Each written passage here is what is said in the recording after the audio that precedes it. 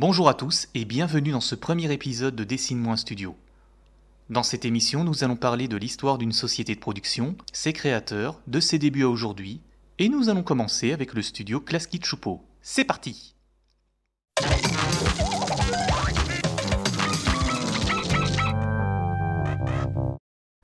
Klasky Csupo est un studio d'animation très célèbre pour tous ceux qui ont grandi dans les années 90. Grâce à certaines séries à succès et les longs métrages qui en ont découlé, ils ont fait la joie de nombreux enfants devant leur télévision à travers le monde. Le studio a été créé à Los Angeles en 1982 par les époux Arlene Klasky et Gabor Csupo. Arlene Klasky est née en 1949 à Omaha dans le Nebraska. Elle fait une école de design et fera ses armes dans les effets spéciaux d'animation en Amérique puis en Europe. Gabor Csupo, quant à lui, né en 1952 à Budapest, il étudie la musique et sera formé au métier d'animation en intégrant en 1971 la société Pannonia Film Studio, qui fut jusqu'à sa fermeture en 2015 la plus importante structure de dessin animé en Hongrie. Avec des amis animateurs, et non sans peine, il fuit la Hongrie communiste pour passer à l'ouest en 1975. Il trouvera du travail dans un studio suédois où il fera la rencontre d'Arlene Klasky en 1978.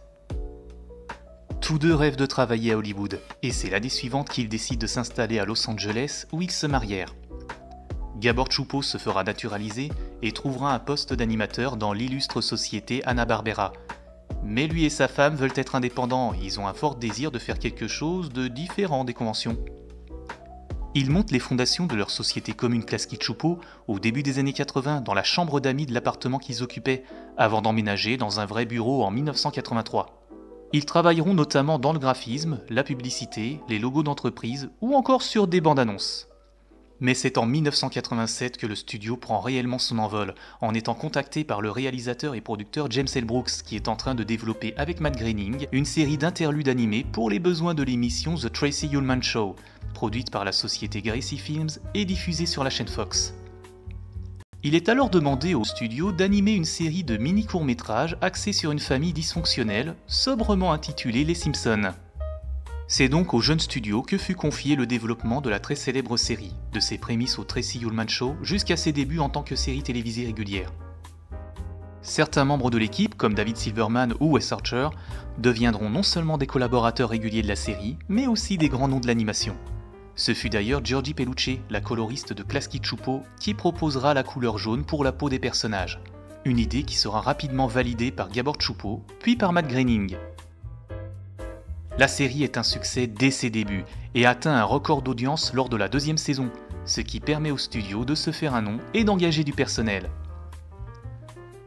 Par ailleurs, l'apparence du personnage de Nick Riviera, le médecin chirurgien aux compétences plus que douteuses, est calquée sur celle de Gabor Csupo. Le studio s'occupera de l'animation de la série durant les 3 premières saisons. Mais en 1992, après des divergences artistiques et financières avec Gracie Films, les deux sociétés mettent fin à leur association. Klasky Csupo se fera remplacer par le studio Film Roman et sera contraint de licencier près de 80 employés. Heureusement, cette scission ne marquera pas la fin du studio, puisqu'à la même période, la chaîne de télévision Nickelodeon frappe à la porte. Après des années à diffuser des séries externes ou importées de l'étranger, les cadres de la chaîne souhaitent en effet produire des programmes originaux, et pour ce faire, ils ouvrent en 1991 une filiale nommée Nicktoons, qui aura à charge la création et la gestion de nouveaux dessins animés. La première série produite par Klasky Csupo pour Nickelodeon sera Les Razmoket. On y suit les mésaventures de Casse-Bonbon et de sa bande de bébés parlants qui portent un regard enfantin sur le monde qui les entoure et sur le monde des adultes. L'idée vient du couple Klasky et Csupo qui avaient des enfants en bas âge à cette époque et qui se demandaient ce qui se passerait s'ils se mettaient à parler. Les Razmoket devient rapidement un programme populaire, sera vendu dans 75 pays et deviendra un pilier de la chaîne. On s'amuse devant les remarques candides des héros en couche-culotte, mais les scénaristes ont aussi pris soin de glisser des gags et des thèmes cachés à l'attention des adultes, afin que tout le monde puisse apprécier la série quel que soit leur âge, les enfants comme leurs parents. En 2001 sera diffusé un épisode anniversaire pour célébrer les 10 ans de la série. On y découvrait ce qui se serait passé si les personnages avaient grandi et étaient devenus adolescents.